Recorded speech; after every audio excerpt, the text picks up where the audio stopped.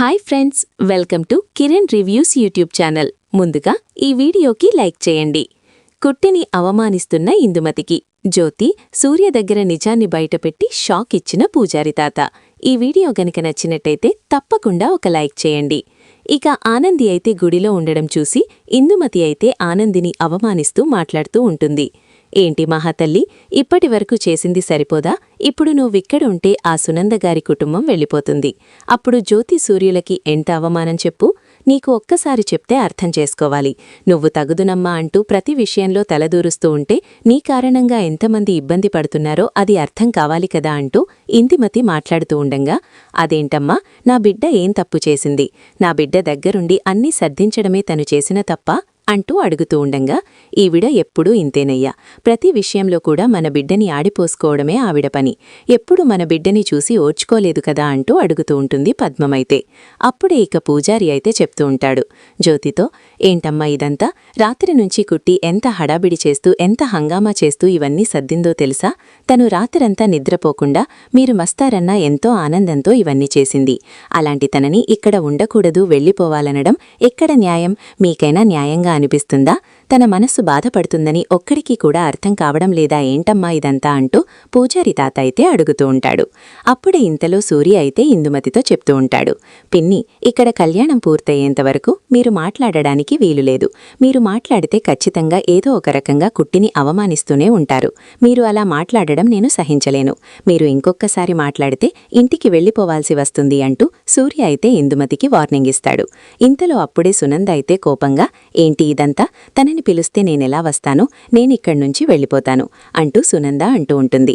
అప్పుడే ఇక ఆనంది అయితే చెప్తూ ఉంటుంది, మీరు నా కారణంగా ఎవరితోనూ గొడవపడి వెళ్ళిపోవాల్సిన అవసరం లేదు. ఇక్కడ ఎవ్వరికీ అవసరం లేనిది నేనే కాబట్టి నేనే వెళ్ళిపోతాను అంటూ ఆనంది అయితే అక్కడ్నించి వెళ్ళిపోంగానే అప్పుడింతలో శశికాంతైతే ఎంతో బాధపడుతూ ఉంటాడు. అది చూసి కాదిచ్చాగూడా చాలా కుమిలిపోతూ ఉంటాడు. ఇదంతా నీ చేతులారా నువ్వే చేసుకున్నావా?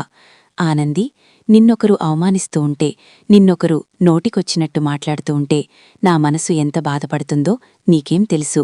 నా మనసులో నిన్ను ఎంతగా ఆరాధిస్తున్నానో ఆ ప్రేమ నీకు అర్థం కాదు. ఎందుకంటే నువ్వు చేసిన తప్పు కారణంగా ఇప్పుడు నేను కూడా నిన్ను పట్టించుకోవడం మానేశాను కాబట్టి. నీ మనసులో అనిపించొచ్చు, ఆదిత్యగారు నాకు మాటిచ్చారు, సీతారాముల కళ్యాణం మనిద్దరమే దగ్గరుండి జరిపించాలి. అలాగే ఎప్పటికీ మనం ఆ జంటలాగే ఆదర్శవంతంగా ఉంటాము అని మాటిచ్చాను.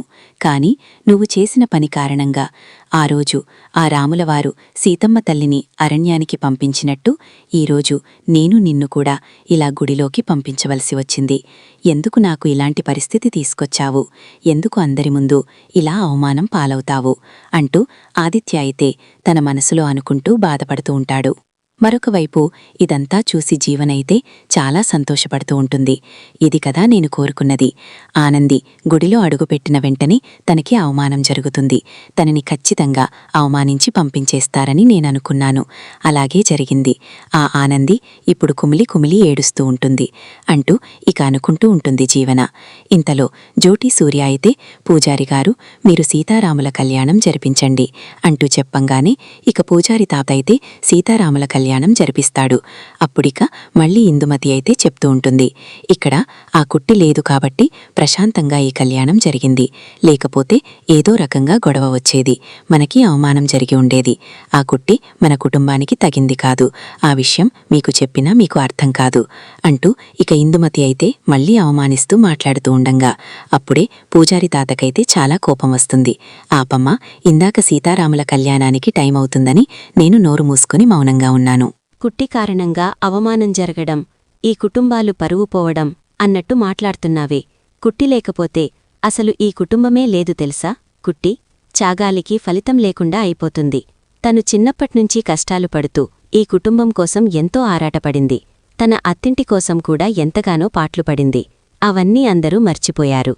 తను చెయ్యని తప్పుకి తనే తప్పు చేసింది అంటూ ప్రతి ఒక్కరూ తనని నిందించి మాట్లాడడమే. తన కాలిగూటికి కూడా ఎవ్వరూ సరిపోరు.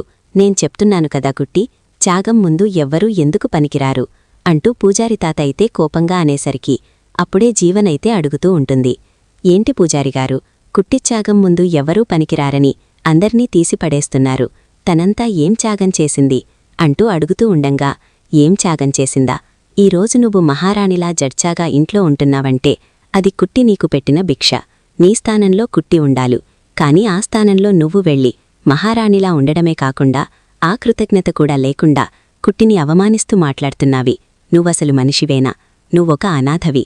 నీ పేరు మళ్ళీ అసలైన వారసురాలు ఎవరో తెలుసా? కుట్టియే, జ్యోతిసూర్యల కన్నకూతురు. కాని తనకి ఒక విషయం తెలియడం వల్ల తన తల్లిదండ్రికి దూరమై ఇప్పటివరకు భరించింది. కాని లేకపోతే నువ్వెందుకు ఆ స్థానంలో ఉంటావు? ఈరోజు ఇలా మాట్లాడే అర్హత నీకెక్కడుంటుంది అంటూ పూజారితాత అనంగానే అప్పుడే జ్యోతిసూర్య అడుగుతూ ఉంటారు. ఏంటి పూజారిగారు మీరు మాట్లాడేది అంటూ అనంగానే అప్పుడే సూర్య అయితే ఇక నిలదీస్తూ ఉంటాడు. ఇప్పటికైనే నిజం చెప్పండి, మీరేదో దాస్తున్నారని అనిపిస్తుంది అంటూ ఉండంగా ఇంతలో ఆదిత్య అయితే, నేను చెప్తాను మావయ్యగారు, పూజారిగారు చెప్పింది నిజమే. మీ కన్నకూతురు, మీ ఇంటి అసలైన వారసురాలు ఆనందియే. తనే మీ కన్నకూతురు. కాని ఎందుకు మీ దగ్గర నిజాన్ని దాచిపెట్టిందో, ఎందుకు మీకు కన్నకూతురునని చెప్పలేదో నాకైతే ఆ విషయం తెలియదు అంటూ ఆదిత్య అయితే చెప్తూ ఉంటాడు. అప్పుడే ఇంతలో ఇక పూజారి తాతనైతే జ్యోతి అడుగుతూ ఉంటుంది. దయచేసి తను ఎందుకు నిజం చెప్పలేదో మీకు తెలిసే ఉంటుంది. నాకు చెప్పండి అంటూ అడుగుతూ ఉండంగా అప్పుడే ఇక జరిగింది మొత్తం చెప్తాడు పూజారి తాత. నిజం తెలుసుకున్న ఇక జ్యోతిసూర్య ఎంతగానో కుమిలిపోతూ ఉంటారు. ఏంటి, నా కూతురు ఇంత త్యాగం చేసిందా? ఇప్పటివరకు ఆ త్యాగాన్ని గుర్తించలేక మేము చాలా పెద్ద తప్పు చేశాము అంటూ ఇక బాధపడుతూ ఉండంగా ఇంతలో అప్పుడే ఆదిత్య ఫోన్కైతే వాయిస్ రికార్డింగ్ అయితే వస్తుంది.